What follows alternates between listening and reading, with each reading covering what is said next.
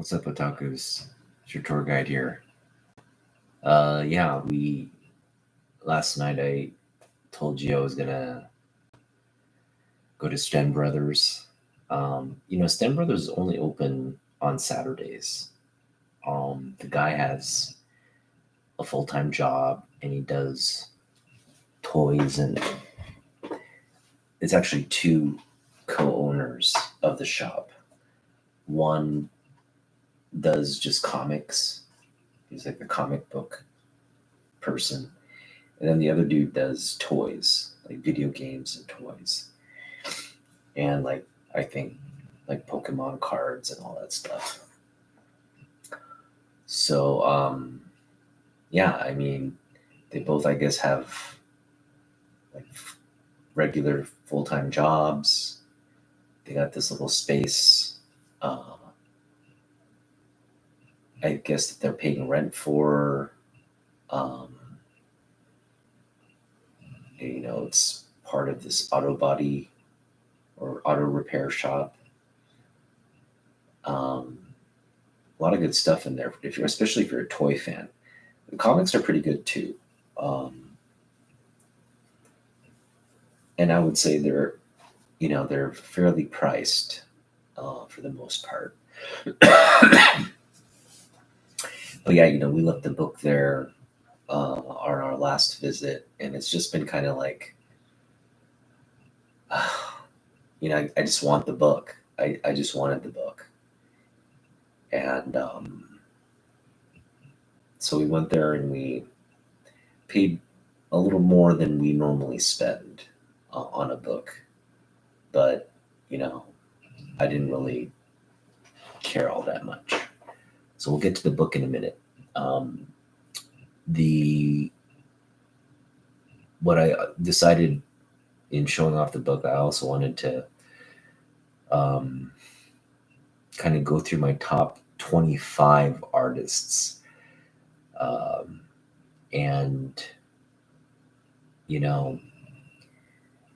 went over my top 10, comic book artist list a while back. And I've got to say, it's shifted a little bit. The top 10 is essentially the same, but the order is shifted a little bit. So for those of you who got the last video, you'll probably notice the changes. But we're going to go through the list. It's going to be I'm going to start 1 through 25. I'm not going to, you guys pretty much know my top 10 artists. So I'm just going to go through 1 through 10 and then introduce sort of 11 through 25, which I've never really commented on. A lot of these artists are people I've kind of mentioned over the years, like, oh yeah, they're, I love this person's work. They're one of my favorite artists. So again, this is sort of the first time you're seeing me actually kind of like list them and go through them in some kind of sequential rank. First we'll get to that. The top 25 artists we're going to get to. So the one book I picked up at Sten Brothers, it's right here. It's Uncanny X-Men 234. Just a beautiful Mark Silvestri cover here. And Mark Silvestri's on the list. This Brood Wolverine cover has just been like, I just recall this issue when I was collecting comic books. I could never get it. Just kind of passed me by, and I've always kind of wanted it. It's just such a great cover, so I just always wanted it. And now with X-Men like trending and everything, I just let's get it now rather than later. It really is like just one of my favorite covers by Silvestri in his run on Uncanny. So it's just a nice addition. Now we got it for $5, which is more than what we normally pay. And this does have, I mean, I would say it's an 8.0 to an 8.5, maybe even a 7.5 copy. Got a couple spine ticks. Corners are kind of rounded, not by much, but they're not sharp.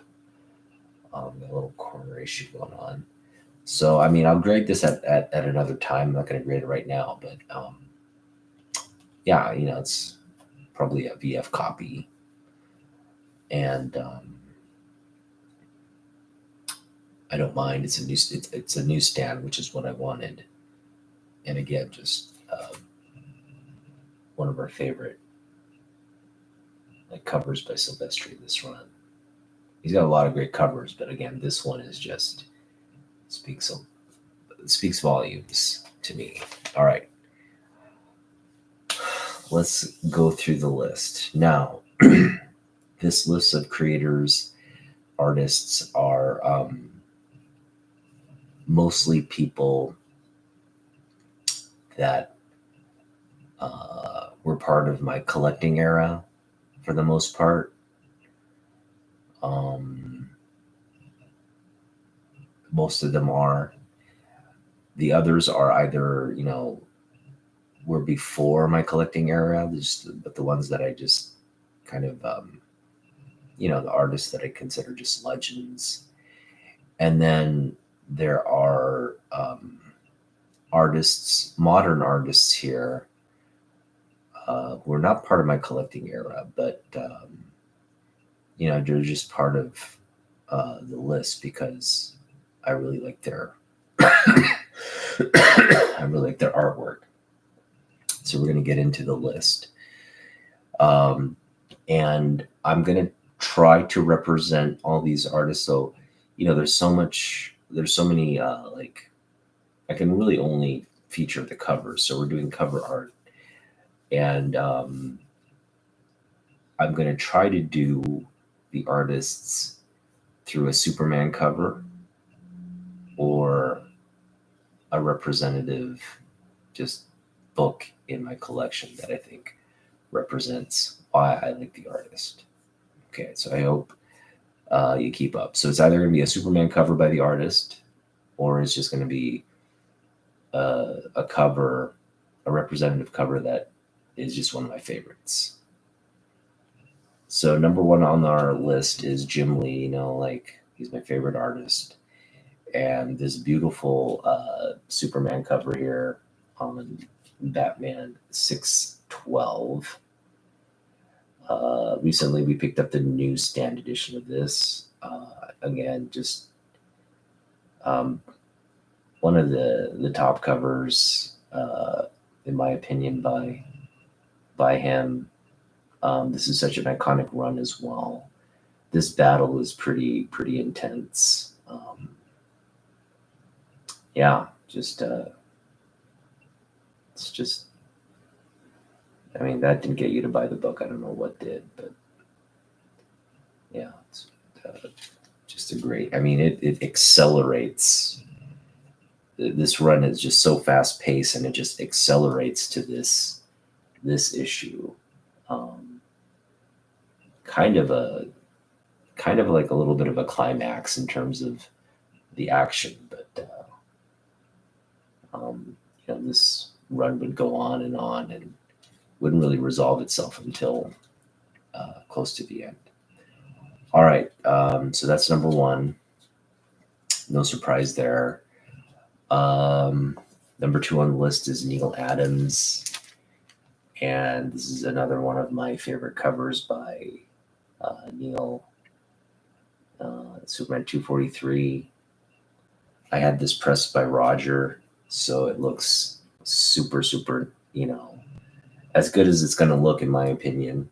And it again, I wouldn't mind having a higher grade copy, but it's pricey. So this is, again, it just presents really beautifully. So I don't mind the next best thing, which is a low grade copy.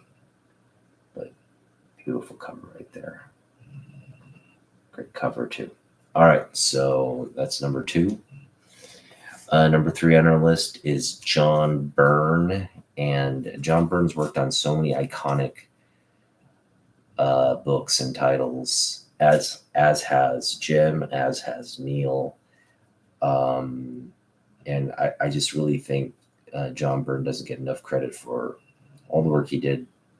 Although it wasn't a very long stint on Superman, it was DC sort of reset of the character. So, you know, prior to that, we had a little bit of him in Action Comics. Or no, right around that time. Yeah, it was right around the time John started working on Superman. And I just love this cover. You know, he kind of takes out the Teen Titans, and yeah, it's a pretty good story, this one as well. So that's number 3 on the list. Number 4 on the list. Now, I'm sure John Romita Sr. might have done some Superman work over the many years he was in the industry. I just don't have it, and I'm not aware of it. But I'm going with, this cover here. This is a book I hope to own someday. The first appearance of the Punisher. This is a reprint of the book, and again, just beautiful cover art by Romita Sr. Classic stuff right there. Big reason why we love him as an artist. But yeah, it's a book I hope to own someday. It's a big grail book.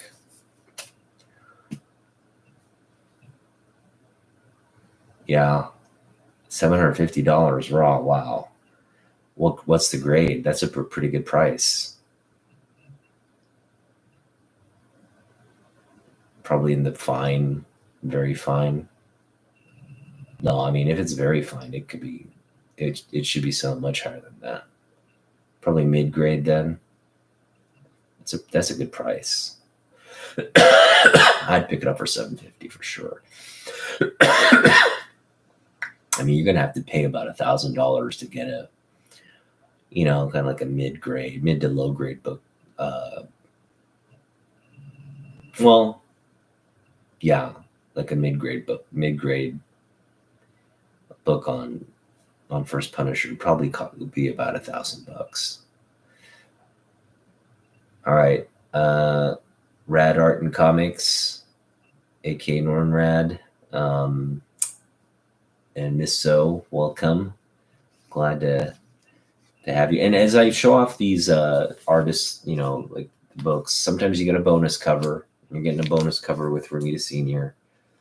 ASM 100 classic cover. Really our favorite book by him, probably in the collection. There's another Doc Ock cover. I think it's ASM 55 or 56. That's probably my favorite book by Romita Sr. and something I'm probably going to pick up at some point. His work got really pricey last year, and so yeah, I mean, I don't know if I'll be able to get it. I mean, not that it's an expensive book. I can go out and get it. I just want to get it. I kind of have a price in mind, and I'm hoping to get it for that price, but we'll see. All right, number 5 on the list is just another phenomenal artist, George Perez, and this is One of my favorite covers by him in the collection, War of the Gods. It's a 90s book, but just, just he's just running on all cylinders here. And again, we got the Superman there. Number 5 is a real treat. Bonus cover, his first Wonder Woman cover. Beautiful work there. Love the dragon in the background. Just wish it was like the full panel, and then they didn't have this little, or is it this little middle panel there, and just was just Wonder Woman, right? But they had to just put a little panel in there to ruin it. At number 6, we've got Brian Bolland and this fabulous cover. I hope to get this. I hope there's a Bolland signing in Seattle. I hope he comes here someday. And I mean, if he does a CGC signature event, I'm really tempted to just send this book in. I don't want to give money to the CGC, but if that's like my only way to get access to him, it's something we may do. But yeah, we've got Wonder Woman 88, got Mullet Superman by Bolland. Absolutely one of my favorite books in the collection. Just love this thing, and it would be awesome to get it signed and have that slabbed inside in the collection. All right, we're just going down the list now. We've got number 7. I just showed you off. I showed off a beautiful cover by Silvestri at the start of this video. The Wolverine Brood cover. Well, we've got another, probably my favorite cover by him in the run. It is my favorite cover by them. It's not probably. That is Uncanny X-Men 251. It's the crucifixion with an X, fiction, get it? Cover of Wolverine there. Very similar to the colors that he used in the Brood cover. This came, of course, after that. But yeah, just amazing work. This is why we love Silvestri, right? This is why you're reading X-Men back in the day. This is why Silvestri is an absolute freaking legend. And if you'll notice, Silvestri jumped. He's now number 6, and I'm just, I'm just realizing more and more he's just one of my top favorite. I mean, I think of all the artists who've just recently released stuff, more recently, I've actually gone out and picked up, a Silvestri book at a Jim Lee and Silvestri, the only ones I'm like, where if they put out something today, I'm going out and getting it. It's like that it would prompt me to do that. So not very many artists right now. Remy to, like obviously the reprints and stuff too, those I'll go and get. But like if you're gonna put something out today as a modern book, I'm not trying to like buy it unless it's like, Silvestri or Lee goodness.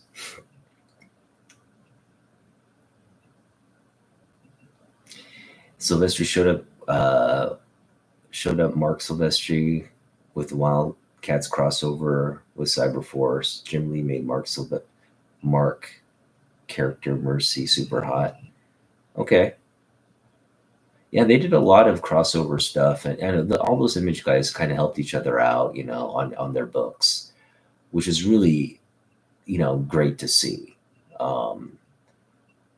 I would have loved to see. I know we got recently like a Batman Spawn variant cover by Jim Lee, So I get to see Jim Lee do Spawn, and I think there's a Spawn book that I have to get actually in the run. It's I think I don't know if it's a variant cover or the one of the covers, but that was much later um, in the Spawn run. I can't think of anything Todd's done for Wildcats. I don't think he's ever done anything on Wildcats, but um, neither has Mark really. And I can't think if Jim ever worked on like Cyberforce. I'm sure he has, maybe not. But anyway, those guys were all kind of helping each other out. Um, you know, Rob and all those guys. Um, yeah, I mean that was quite a revolt, uh, and I think you know we're enough removed from it where we can kind of look at that and kind of, I guess, learn some lessons or take away some keys. Spawn 200 was Jim Lee. And again, I got to get that book. It's a pricey book, but um, definitely want that for the collection. But yeah, like I think one thing you learn is these guys were artists and creators, and not necessarily like they didn't foresee the future. They didn't, you know, they ran into some serious like financial strains when the comic bubble burst, and a lot of them had to. I think Todd was fortunate to fall back on like his toy line, which was, kind of positioned well to cushion the blow from the drop in sales. But you got to adjust, you got to cut costs, and you got to really meet the demands of your core, people that are still buying the books. You had a lot of people dropping off, getting out of the hobby, but you had that core group. So you had to really put down good content, uh, price it competitively, and just create that month to month demand. And I think Jim Lee, he got out, he sold the company, went back to just working at DC as what he used to do. And I'm sure he made a lot of money off the Wildstorm sale, maybe or maybe not. I don't know what everything was, audited and assessed at, but well, yeah, I mean, yeah, I just wonder if Jim Lee had stuck out and kept Wildstorm today, not he sold it back in the late 90s or early 2000s or whatever, but if he had stuck it out, what Wildstorm would be valued and worth today. Because Image is going strong. Image is going real strong. Because they had, Kirkham just, I think The Walking Dead really saved Image. And Top Cow's still going strong. They're still putting out good stuff. And they've all right now. It's all about what you kind of the new stuff you create and how that gets adopted into pop culture and makes its way to cinema and all that. So who's to say, like, if Jim had all that content now is DC owns it. DC hasn't done much with the Wildstorm stuff yet. I say yet. I think there's still potential there, but Jim Lee doesn't make anything on that. If Wildcats were to come to the DCU or whatever, that's all like I mean, it's good for DC. It's good for him as the head of DC. But and I agree. I agree. I think right now Jim Lee running the company and all that, he's in a much better spot. But I just can't help think like, you know, he probably, if he had the company now, it'd probably be profitable and probably, who knows, it could be probably valued very high. But again, those are all like just variables. Who knows? You know, Wildstrom could have probably had a lot of debt, and that's what forced the sale. But you know, um, again, in hindsight, you can't necessarily say one move would be better than the other. But I just sometimes wonder, like, had he kept the company, had he kept all that content, how that would have been managed in today's, you know, culture of like streaming and you know, cinematic content. So we just don't know. Because I know one thing Jim probably would have leveraged is a relationship with Sony. And you know, Sony's putting out a lot of right now Marvel stuff. That they're planning to do more video game content. And I just can't think right now in this climate of Sony investing all this money to make movies and then video games, you know, kind of this cyclical like stream of content for the gamers, where Wildstrom would have fit in all that. That would have been interesting. All right, well, we just got sidetracked a little bit, but thanks, Norrad, for all that. We are now at number 7 on the list. And number 7 on the list is, number 8 on the list. Number 8 on the list is another close associate, or I should say protege, of Silvestri, and that's Michael Turner. Yeah, Michael Turner made a start at Silvestri's studio, and he quickly just was like one of those talents where everybody wanted him. You know, like he did stuff throughout, I think, Image, and of course he did a lot of stuff for Top Cow, and then DC got his hands on him, and you know, this is the kind of stuff he was putting out, just absolute freaking magic. Michael Turner, we love Michael Turner, and again, he just really, you know, he just could have. He went before his time, and he really could have. But the thing is, we're blessed to have had him be so prodigious with his work, because he put a lot of work out there. There's a lot of, this guy just was a workhorse. He did books, he did covers. I mean, he was just like, you know, in such a short span to do so much work. And again, he was of the talent where like people wanted to see his artwork. We wanted to see his art, his work on a month-to-month basis. And again, he just was taken really way before his time. Yeah, beautiful. Absolutely love Turner. All right, so that was number 8. Number 9 on the list. God, excuse me. Is Mike Zeck. We love Mike Zeck. I mean, I got Zeck work right behind me. Absolute.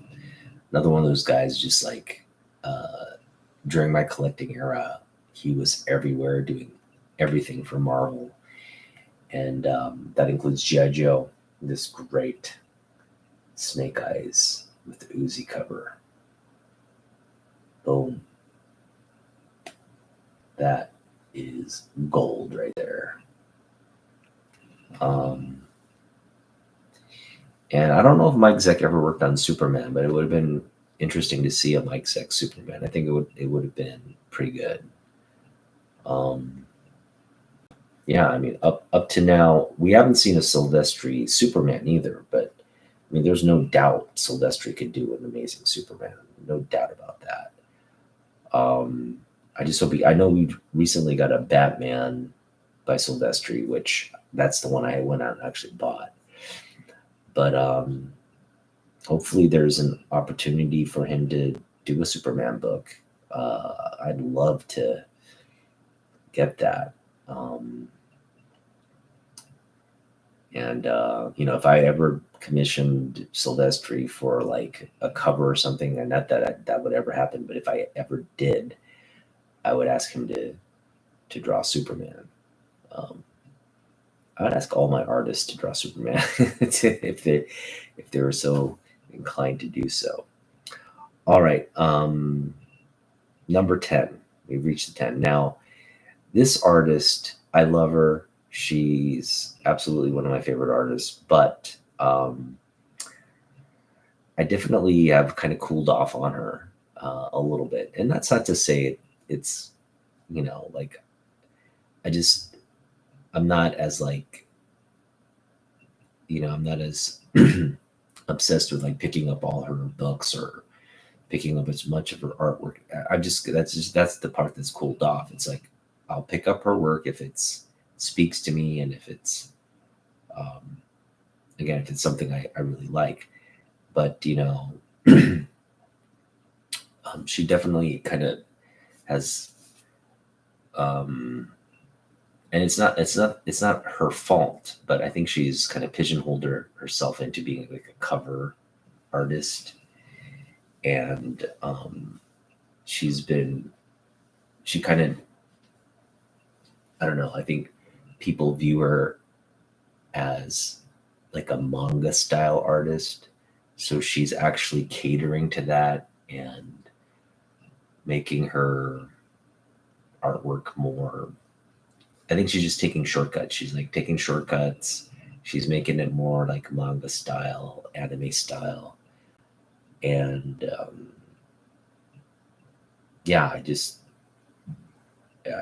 think she's putting a lot of stuff out there. I guess it's good, but a lot of it is just kind of like the same old, same old. So for me, I'm actually happy that she's doing interior work now. And I hope people really, I mean, that's where her bread and butter is going to be, if you ask me. She's just going to be a kick-ass. I could care less about the covers now. I know she's working on Ultra X-Men right now. I'm actually kind of excited to pick up that #1 issue. But yeah, I saw some of the panel work in it. And again, that's why I've been saying from day one, she's an incredible comic book artist. And she kind of got pigeonholed into being Marvel's like cover artist for everything. And that's kind of what, it's like, I'm not going to fall for that marketing trap, and just kind of got, again, the work was just kind of getting a little sloppy, and, yeah. So she's cooled off, but again, she's still one of our favorite artists. And again, on any given day when she puts out something remarkable, I'm just like, I'm just all over that. And there was a point in time when she was doing stuff for DC, and that's what I'm going to show off here. It's beautiful Wonder Woman cover by her. And this is what I'm talking about. She does more stuff like this. I'm on board. She's just gotten away from doing this kind of work. Actually, I shouldn't say she's gotten away from it. It's just gotten a little dull. Like when she's doing stuff like this now, it seems kind of like it's not as new and not as fresh now. So that's why I'm thinking. That's why I want her to do more in the comic book space, and maybe even collaborate. Just have maybe even try and pick up do like a sketch. Just for her to kind of experiment and do some sketch work and not so rely on the brush techniques so much. I know that's her style. I don't want to tell her what to do. I let her continue to do what she does, but kind of experiment with the medium of the industry where you're just focused on like maybe pencil work and have collaborating with other artists to bring her sketches to life. I mean, that's a complete departure from who she is as an artist. But as a fan, I would like to see her at least, kind of just see what it would look like. I'd be very curious. But at the same time, I don't want her to change anything about her, what her, how she's developed as an artist to this point. So, but, something to, I don't think any person or especially artists should get stuck, with what they're doing. And, you got to kind of challenge yourself and do things, I think. And hopefully there's an opportunity for her to try different things with her art. But having said that, I still one of her favorite artists. All right, now we're getting into the new territory, 11 through 25. And got a bunch of great artists. Like really everybody on this list is, just the cream of the crop, legends of the industry. And so, this whole exercise of ranking, it's just kind of like arbitrary. On any given day, next year's list, you're going to see people pop in or pop out, rise and fall. But for the most part, at this point in time, these are sort of the artists I would say are the top in my opinion. At number 11, Alex Ross. I think I mentioned this on a previous video, but Alex Ross does absolutely one of the best Supermans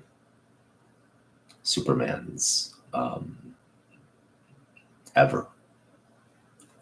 And that's, saying a lot because there's been so many artists, really, really good artists that have worked on Superman. And I mean, his is just,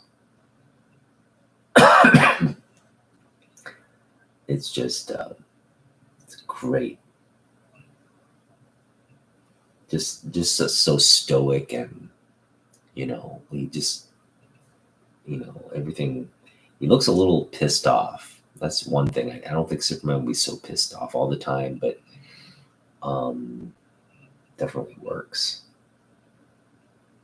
And this particular cover works. He just looks like he's ready to pound your ass. All right, so Alex Ross, staying with the Superman. Another legendary Superman artist. We've got Kurt Swan. I love this cover. King Kong homage cover, I guess. Lois there with the word bubble. Soup's on Red Kryptonite. Love it. Another legendary artist here. We got, I really, again, I think 11 through 25, I'm really focused on the artists in 1 through 10 in terms of adding books. Really 1 through 5 is kind of where, actually 1 through 10, yeah. If I can add something at the price I want, and it's a key book by that artist, I definitely would want to pick it up. And then 1 through 10, and it goes for 11 through 25, I guess, as well. It's just an artist like Ross Andrew, for example. I do want to pick up more of his run on in DC and Superman in particular. But it's not right. It's not like a big priority right now. It's like kind of like a long-term project, and you know, I'm not focused on it right now. But I definitely want to kind of turn at some point, turn and focus on that. Again, if we get bandwidth with more space and whatnot down the road, that in the future. But I mean, this cover is just freaking iconic right there. The Infinity cover with Supergirl in short shorts. Yeah. Ooh la la. All right. Here's another artist who was very prominent during my collecting era, and just an artist who, over time, I've really come to appreciate his style, especially on the X-Men. And that is Chris Bachalo. And of course, I don't think he's done anything on Superman, but not every artist on this list is, I think, geared to do a Superman book. I don't know. Every artist can draw Superman, right? I'm just saying, like, there are artists on here who, whose work I really like, but, would their Superman be something I like? That's a different story. So you can be a great artist, but you might not be able to hit the mark with Superman. I'm sure you could draw Superman, do it, and you like, but will it be Superman at the end of the day? And I think Bachalo, we've yet to see it, but this kind of style, I don't know if it's necessarily suited for Superman, but again, who knows? Until we see it, it could blow everybody's mind. But I'm just thinking, what's up, fanboy? I'd love to see a Bachalo Superman, to be honest, but something tells me it just might be a little off.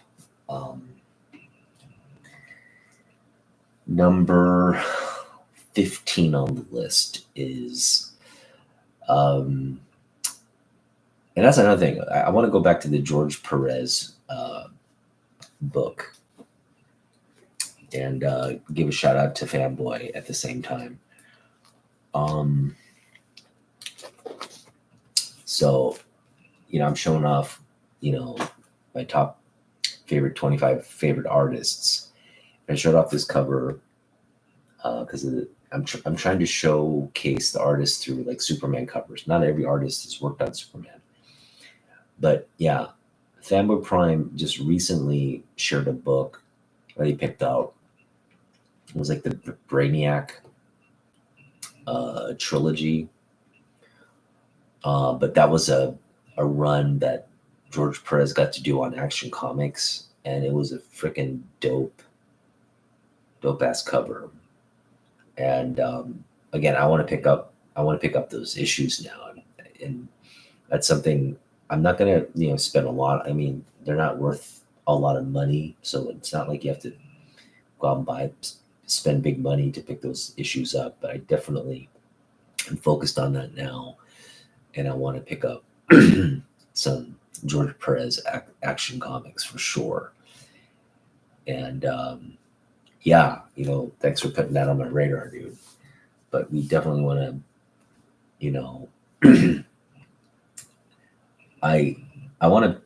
I'm not as intent on picking up a huge, because that's big. That's a big lift doing Action Comics. But yeah, if you're gonna focus on things to pick up in on Action Comics. I think doing the runs of your favorite artists is a good place to start. And so there's a Byrne run there, and then there's a Perez run that's actually right. I think they're close to one another. So, and that's that sort of late 80s run in Action. So I think that's just a great thing to focus my attention on. And I know when I pick up those books, it'll just be, I'm going to try to pick up the newsstands, but we'll see. It's hard to find the newsstands in a good, actually, I shouldn't say it's hard. You just have to be patient. You can find the newsstands. 81 Superman books for $217. That's not a bad decision. That's actually a really good deal, dude.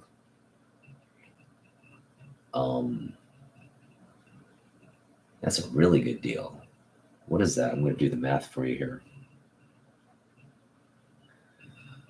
I mean, you paid a little over $1 a book, right? What era is it?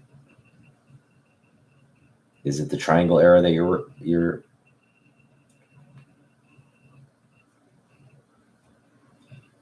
Yeah, like $260 a book. That's not bad. $267 per book. Mostly bronze. Ooh, that's even better, man. That's even better. That's a great deal. Yeah, I mean, that's an era I would love to pick up too. It's just a rabbit hole. I mean, I'm already kind of in the rabbit hole. Quite a few. Oh, nice, dude. Can't wait to see it. All right, that's exciting. That's actually a great deal then. I'm assuming they're not like, like they're not reader copies or anything like that. Like it's from a collection or something. That's a really good deal. Yeah, I hear that. I don't think I've ever spent $270. Like my wife would be like, "You spent how much?" All right, good luck with that, dude. All right, number 15 on the list, Kevin Maguire. Love Kevin Maguire art. Just a really underrated. I shouldn't say underrated. He's a great artist. People who know their comic books understand that. So, love Maguire artwork. And again, I don't have a Superman cover or anything by him per se, but I'm sure you probably do it. I mean, you kind of get a glimpse of Shazam there, kind of what the Superman would look like, I guess. I guess you could kind of connect the dots on something like that. It'd be dope. All right, number 16 on the list.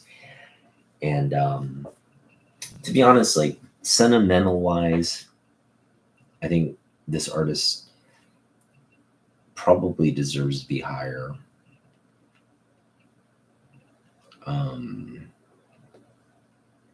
I mean, yeah, I'm sure at some point he'll get higher. I just do know, like, I've seen his Superman, and I'm not a fan of his Superman. But that's not to say he's still not a great artist. I just think, he just doesn't do a good Superman. That's what it comes down to.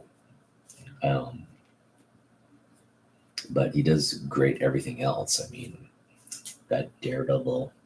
So the artist is John Romita Jr., the son of the legend John Romita Sr. And John Romita Jr. is a legend. Kind of. I think he's a great artist on his own of his own stature. It's obviously father son, but they're very different artists. Um, you know, John Romita Jr. is just, I think, a master at just the medium of still telling the story through panels. Yeah. And again, he's worked in Action Comics, he's worked Spider-Man, he's worked, I mean, just the list goes on. He's just done so much in the industry. He's just, I think, probably he's done more, if not, yeah, he's probably done more than his father ever did in terms of just content and titles and all that. So, um, yeah, I agree. He's hit and miss, especially on some of the Superman stuff. It just, but like like his run on Daredevil, man, this is just magnifique. It's magnifique. But yeah, uh, definitely one of our favorite artists right there. And again, this is just one of my favorite covers by him. You can see why he's just so talented. All right. The next artist is kind of what got me into X-Men, to be honest. Before Byrne, before anybody, I was reading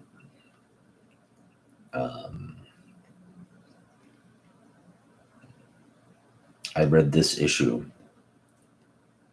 and it's kind of what got me into X-Men. And what made me buy this issue was the cover. We have Art Adams on this really iconic classic X-Men.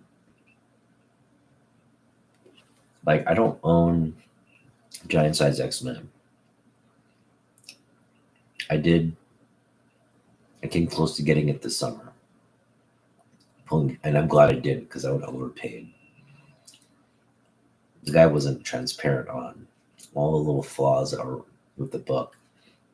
It was probably like a $700 book, but he's trying to sell it for $1,000. And I got him down to like 900. But then I was like, what am I doing? Why am I overpaying for a book? If I'm patient. And right now, that book probably, I could probably say, I'll take it for 600, and I could get it for 600.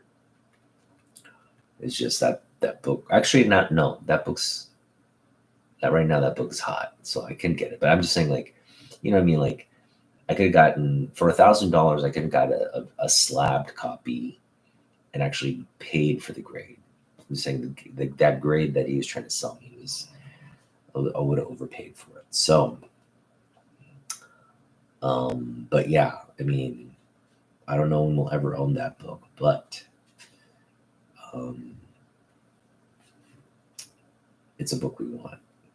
So until we have that book, I just got to be content with this Art Adams reprint. All right, the next book artist on my list is probably going to surprise a lot of people. Maybe not everybody, but maybe some of you.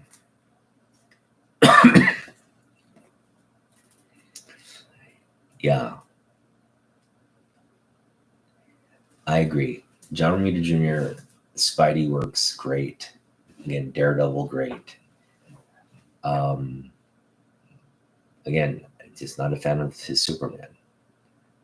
And until you actually, I think, to be honest, I think Peach Momoko, as much as I love her, I think her Superman would suck, to be honest. She kind of has this like cute, like, drawing the female characters kind of down pat, and again doing a lot of the she does a great Darth Vader. like Baby Yoda and stuff like that. But when you just get down to like, can you draw Superman? I don't have to see it to believe it, but I just think it'd be disappointing. I think, like, I think that's a true litmus test of like, do you have the basics? Can you draw that's the thing, like comic book art. Can you draw Superman? That's like should be like the baseline for any artist. And if you can't, then maybe you got to put in more reps or something. But that's just my opinion. And I know this guy dude can draw Superman. I actually had a DC Super Trinity cover by this guy, but I sold it. And it is what it is. There's a lot of that book out there, so I'm sure I'll run into it again. But I had to kind of clear up space and stuff. It wasn't, but Joe Madureira was, I mean, back in the mid 90s, he was working on X-Men, and his X-Men, I was like his biggest fan. Like, to me, Joe Madureira was like he'd eclipsed everybody. I was just like Jim Lee, everybody. I was like, Joe Madureira was my favorite comic book artist when I was in the hobby in the mid 90s. And, this is kind of like a taste of what he was kind of putting out there and stuff. But such a dynamic style, really just like what's the best way to say it? It's like cinematic action in a page. Just a lot of in terms of the wide panels, he just had a lot of characters and things going on. And then on the really just sort of tight panels, his character work was just, for me, it kind of just had this like manga anime style to it. Something we hadn't seen in comic books till to this point. And he had a lot of people kind of copying his style at around this time too. I know he got out of comic books. He did some video game stuff. He created his own company. I think he got back into comic books more recently. And again, just an incredible artist. But I think, that was kind of young me, and I was just really a fanboying on him very hard back in the mid 90s. But now that I'm getting back into the hobby, I realize yeah, he's a great artist. Don't get me wrong, but I don't think I still think he's a great artist. He's on the list, obviously, but I just don't consider him top, right? I still love his work. He's a great artist, but there are other people I think that whose art I appreciate more now. Now as an older gentleman. But yeah, that's kind of where we are. This is another person, for example, at the time, I wasn't a big fan of his artwork. But now I freaking love him. And I think I'm going to pick up more of Travis Charest's work, especially from this run. Definitely going to pick up everything through Jim Lee and Travis Charest on Wildcats. But man, is he a freaking incredible artist. Travis Charest. That's freaking money right there. All right, we're on number 20. This is another artist that who kind of, he was creating work during my collecting era. I didn't focus on his work at all. Then I got out of collecting, and I think it was around 2000. I gotta check, when did The Gunslinger come out? Let's just check real quick. So The Dark Tower came out. The Gunslinger Born came out in 2007. Okay. So I was out of comic books, but I did keep kind of my pulse on things. So like when Jim Lee's, Superman, Batman came out, I actually went and ordered the full run of Jim Lee's Superman and read it. I picked up the trade paperbacks for Batman Hush from I just went out to the mall or somewhere and got it and read those. So I was like, if something caught my eye, I think I mentioned this, like when Alex Ross Kingdom Come came out, I was like, I checked that out as well. But in 2007, and I recall this I went out and got the trade paperback of Jay Lee's The Dark Tower. So number 20 artist is Jay Lee. And I remember actually before it was released, I remember just I think I watched a video, or I watched an interview or something where they were like King and Lee were prepping for this book. It was announced and would be released, and I was actually like, when I heard the announcement, I was like, yes, I gotta get this book, because I was already, well into this series. I love the Dark Tower series by King, and basically they were going to release the origin, like his how he got to be the gunslinger, and the story of his previous quartet, his youthful quartet, the kids that he grew up with, or actually were part of his school, his classmates, I should say. And I was like so excited because they were bringing that story through the comic book medium. And I had always wanted, like, wouldn't it be great if Stephen King had just teamed up with, like, as a writer, teamed up with comic book artists and brought the Dark Tower. I had that thought in my mind. I was like, this would be such a great comic book with all the action, all the moving parts in it. And here it was coming, like my wish was coming true. And it wasn't until this book came out and I read it, and then I was like, whoa, Jay Lee, who's this guy? And he was bringing such a dark and like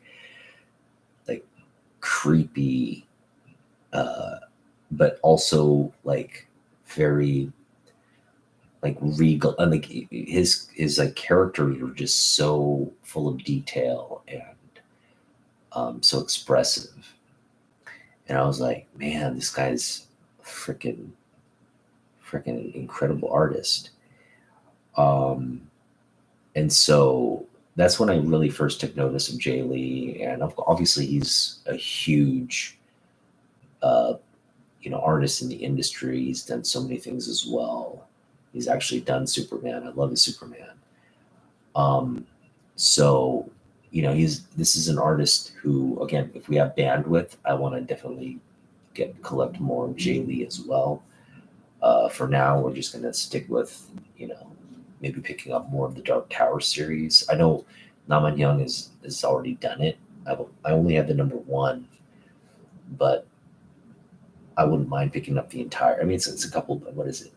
It's like I think 6 books or something like that, or maybe more. But um, it's definitely worth because I enjoy. I had the again. I enjoy the trade paperback, but to have the actual comic books, the first prints would be pretty cool. So definitely, we recognize Jay Lee and love his artwork. All right, number 21 on the list is David Nakayama, and actually, there's a recent Superman cover that David Nakayama did. It's sort of a it's one of those like what do you call it? Like the bleeding covers where the color in the background bleed into each other. Um, he's in the air and he's doing this pose. I didn't. I like it. I actually like Nakayama Superman, but I don't know. I think the face was just a little too friendly looking, like a little too youthful looking. Um, I just had a little problem with the way Nakayama did Superman's face, but everything else. I mean, he would do a great, I think, Superman run. Um, but he just made Superman look a little. Maybe it was supposed to be youthful. Maybe it was supposed to be Superboy or something, but just looked a little too youthful and like too like anime cutesy. That's a thing. It's sort of these like big blue bulging eyes that wasn't like what you're used to. But that's a book I want. It's just I don't want to pay like $7 to get it. Hopefully I can pick it up, on the cheap at some point down the road. But it's a great Superman cover. So Nakayama can definitely. I mean, it was similar to what you're seeing right here, in terms of the cover. Just one of those like he's in blue and then the background's the same color, so it's bleeding there. Um, yeah, I'll get this book too. That's a Wolverine. One of my favorite covers by Nakayama. So yeah, we love David. He's another favorite artist of ours is Dustin Wen. Dustin Wen just absolutely just kills it on this cover here. Now, Dustin Wen's a person would, in his style, he would draw a dope, or I should say, pencil a dope Superman. Um, but I think, his Batman is just kind of where his sweet spot is, if you ask me. So definitely, one's another, just kind of like in the same vein as Jay Lee, just got his own unique style that's just puts him in sort of a league of his own, which all these artists on our list are kind of in a league of their own with the way they do things. So that's what makes him really special for me. Another dude that we just love his work and who's really just gonna, like this is a good, or just a great example of how dope he is, man. Look at that Boba Fett. That is just one of the best. That's just one of the best Star Wars covers you're ever going to see. Seriously, it's Boba Fett. One thing I don't really appreciate is how they've kind of how the Mandalorian has replaced Boba Fett. Now it's kind of like Boba Fett was your dad's Boba Fett, but the Mandalorian is now your Mandalorian Boba Fett. You know what I mean? Like it's like Boba Fett was your dad's Mandalorian. Now the Mandalorian is your Mandalorian, and now it's like people are hating on Boba Fett for some reason. Like, what? When did this happen? No, Boba Fett would totally kick the Mandalorian's butt. Mandalorian has that like the shiny armor. Yeah, Boba Fett would just use the guile and the cunning to just waste him, disintegrate him. So it wouldn't even be a contest. So you know what I mean? It's like, yeah, like fans have to like,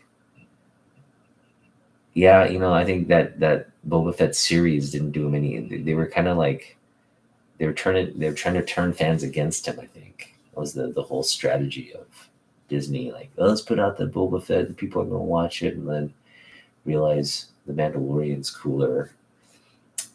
Not buying it, not buying it by a mile. Um, I'm happy for the Mandalorian, but Boba Fett's got to get his own movie. Got to get his own movie, or they got to do prequels of, do some of his bounty hunts, the best bounty hunts of Boba Fett. You got to put something out. You can't just you can't kill off Boba Fett. I'm sorry, that would be a huge mistake for Disney. All right. 24 on our list is an artist I really like. And again, I think it just kind of he represents everything I've said so far. He's just got a great style. Love his character work. Does a lot of really good action panel work. And that's Eric Larson. This is a great cover here by Larson, but he's got so many great covers on this run. I think every cover he's done on the ASM run is just freaking magnifique and iconic. I mean, case in point, right? It's another great cover work by him, but he brings his A game in the interior of the book as well. So just phenomenal artist, and of course, he's one of the creators at Image as well. He created the dragon. Amazing. Yeah, I mean, Eric Larson is just one of those amazing artists that I'd love to see an Eric Larson Superman. I think that'd be really cool. Hopefully, we'll get that someday. I'm hoping all the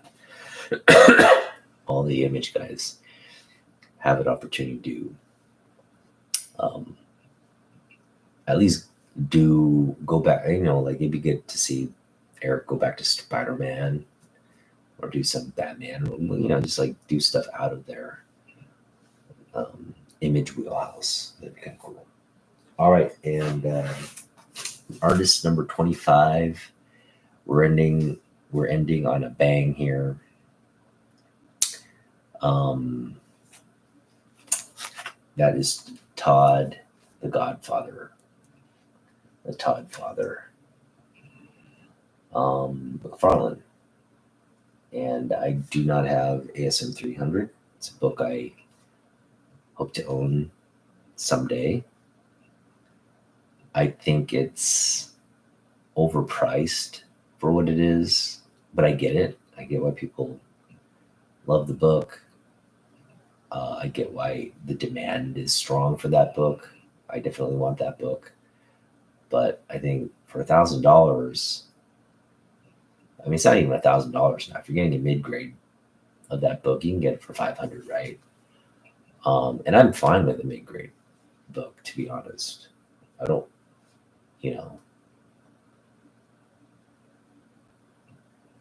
Yeah, I agree. Boba, the less we know about the fact that we learned about his childhood and what, like how he becomes like his, what's his name? Jango Fett, right? Jango Fett dies. It's his dad. And he is sad, and he probably is angry, hates the world, and then he becomes Boba Fett.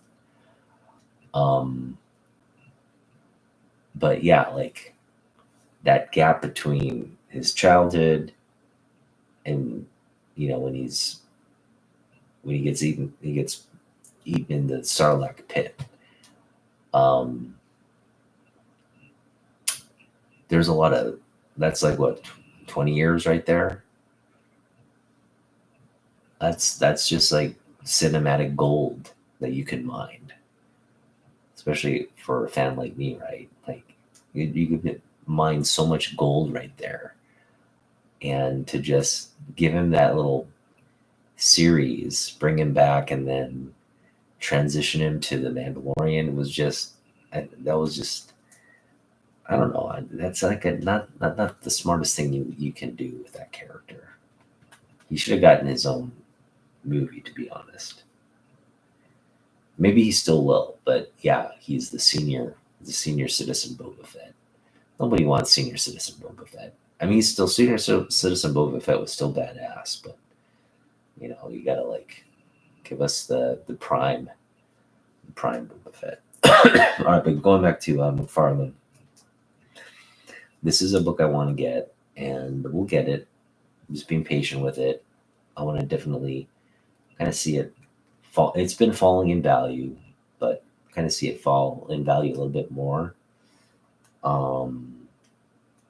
I don't want to pay $500 for this book, to be honest. It's a great book, but I don't think it's worth all that much.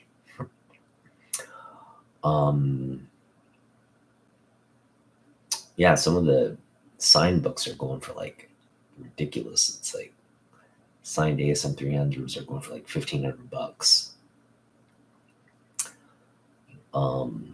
Again, $1,500, man, you could get so much other stuff. You got to really budget.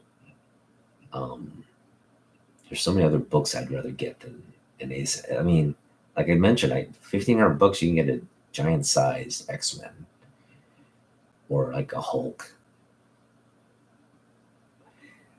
I don't even want the Hulk 181 at this point.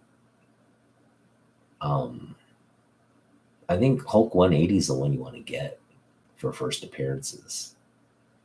But at this point, it's like it's not even a first appearance. It's his first cover appearance, I guess, is why people are paying big dollars for that book. But I don't know. It's not a true first appearance. It's his first cover appearance. So I think there needs to be a little bit of an equal, like 180 has to go up in value a lot, and then 181 can stand to fall. I think that that discrepancy in pricing is a little bit unjustified. So I'm gonna hold off on buying that book. I know Wolverine 1, the solo series, has been shooting up.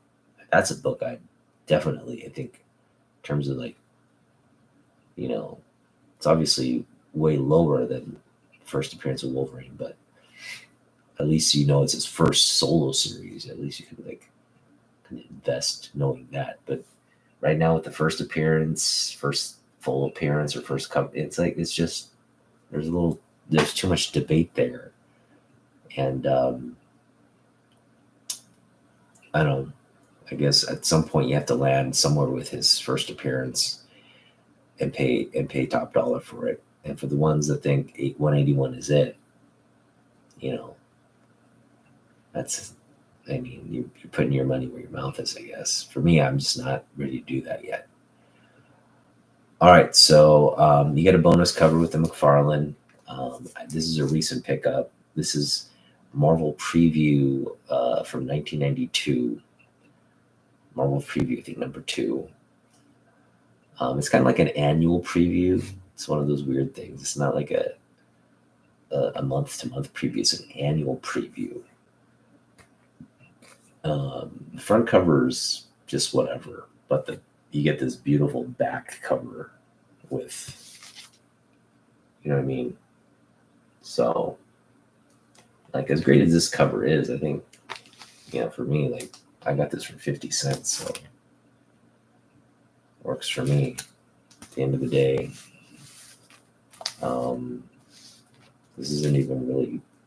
I think this is kind of the same thing. It's like the Venom's first full appearance or something, and it's it's just like, come on. It is the book you want, I think, from that run because of the cover again. But like, your sticklers for rules and stuff, it's kind of doesn't apply. So there you have it.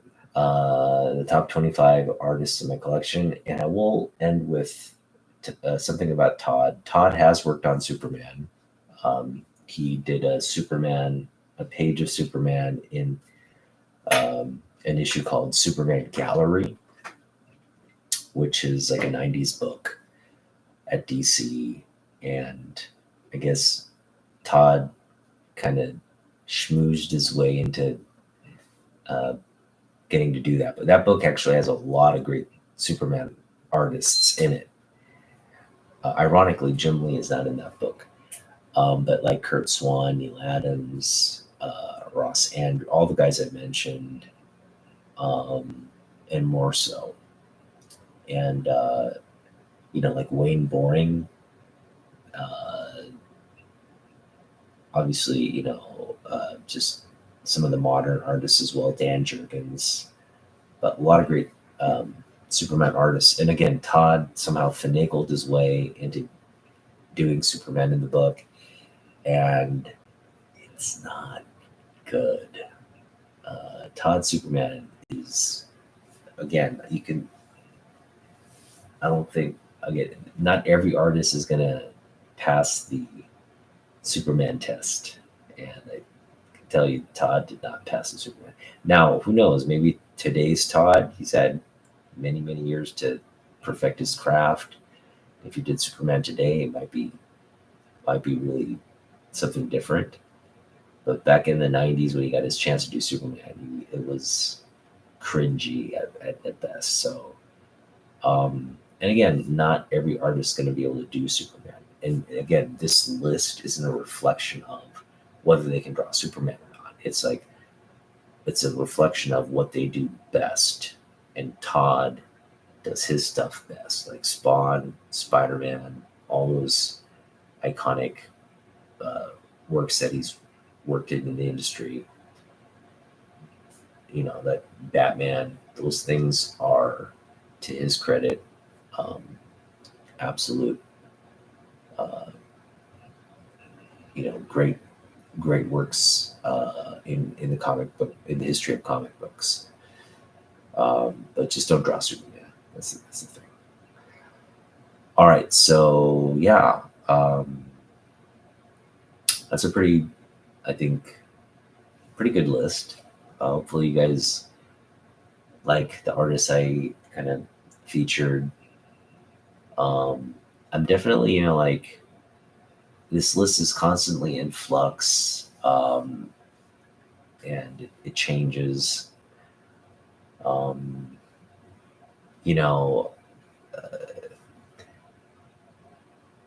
Right now, Dave Stevens is a very hot artist.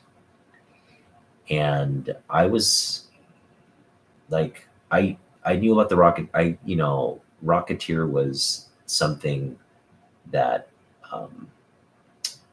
I not only watched and read, but I was aware of. And I always did think the art on the Rocketeer was great. But again, I wasn't that focused on the Rocketeer. It wasn't like one of my favorite things. But yeah, I think Dave Stevens is there was a documentary, and he's kind of come into focus now from the collecting community because of how scarce, or actually how we talked about like Michael Turner, voluminous in terms of what he worked on, but Stevens not so much. He he was limited what he could do.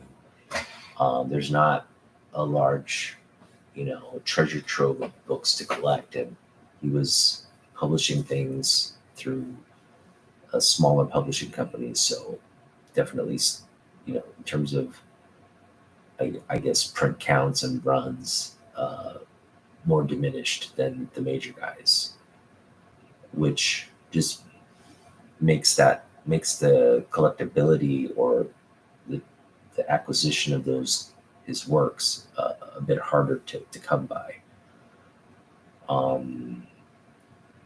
But yeah, I mean, he's a great artist, and that he's kind of like somebody that I've never considered or whatever, but I'm looking at his work. His work's pretty amazing. But am I gonna go out and start collecting him now, and add him to the collection? No, I'm not. And that's why my list is where my list is. It's mostly guys I grew up reading or grew up, collecting or whatever. A guy like Joe Madureira, sure, he's not my absolute favorite artist anymore, but he's still, I still really appreciate and like his artwork. So that's kind of where I am with this list. Obviously, you got so many great, amazing artists who aren't on my list. Guys like Jack Kirby, Bernie Wrightson. There's so many legendary artists who have done incredible. Like Frank Frazetta is another guy. Frazetta probably should be on this list, but we'll see. We'll have to do a little adjustment. I do love Frazetta. But yeah, like Frazetta, I don't really consider him like a comic book artist. I just consider him an artist, right? Like a graphic type artist. But yeah, so there are a lot of guys out there who have a ton of talent. Probably you could make the argument he should be on the list and all that. That's fine. I'm not going to disagree with any of those artists that they don't deserve to be on this list. It's just they're not a part of my collection. They're not, maybe at some point, maybe they will become more of my focus in collecting, but at the moment they're not. So I'm not going to try and do that. I'm content with where my focus is right now. And, a lot of the artists on these lists are, if I'm presented with a book and it's in the price range that I need and I have bandwidth to add it, we're going to do it. But for now, like, I'm really focused on the artists and the runs that I've been trying to add.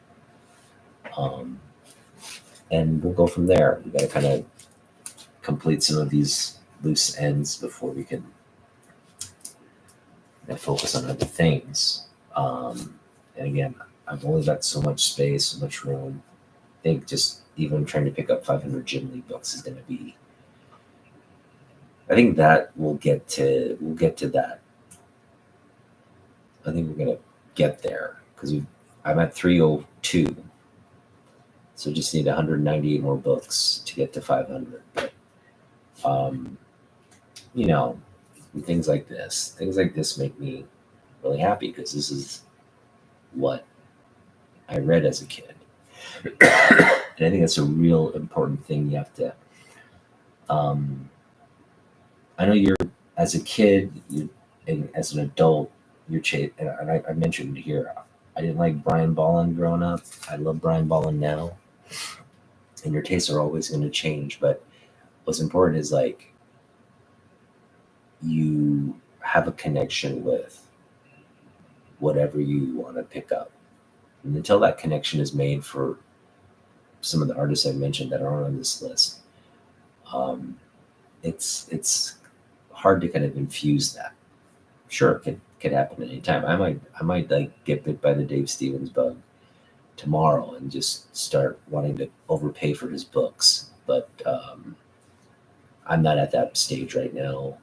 I'm not at any stage with regards to Dave Stevens, other than he's just popping on my, like my Instagram feed all the time, and he's popping up on like these like trending lists and stuff. It's I don't know. It's kind of annoying to be honest. Like, and again, nothing against him. He's a great artist. It's just this sort of like influencer type.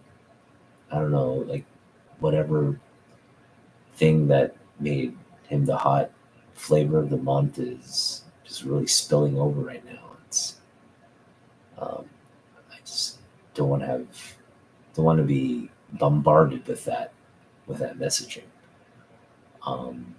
Again, we went out and got a book that we really wanted, by an artist we really like, and that's Mark Silvestri getting us the Wolverine broom cover by me in the collection. All right, well, that does it for me. I'm not gonna. Again, I guess we could talk Star Wars and stuff. My disappointment with the whole Disney acquisition of Star Wars, which was, I think, the biggest mistake. I didn't watch the Ashoka series, but again, that's a little different. The Ashoka series was based off of the animated content, which I think is great. I never watched it and didn't get into it. But I know there's a whole different kind of, with the Mandalorian. I know they're kind of focused on that right now, bringing all that animated content to the big screen, because you've got a huge Star Wars fan base that wants that. But yeah, just give me more Boba Fett, man. I'll be happy. Don't kill off or write off Boba Fett. That Disney would be a mistake. And to think that the Mandalorian and the Boba Fett are like synonymous, and like one can just replace the other because they're both in these cool suits and they've got guns and all that. It's just no, not the same. Mandalorian is not Boba Fett, so let's not get the two confused or have one replace the other, please. No. All right, well, those are for me. Thanks for hanging out. I'll see you in the next one. Peace.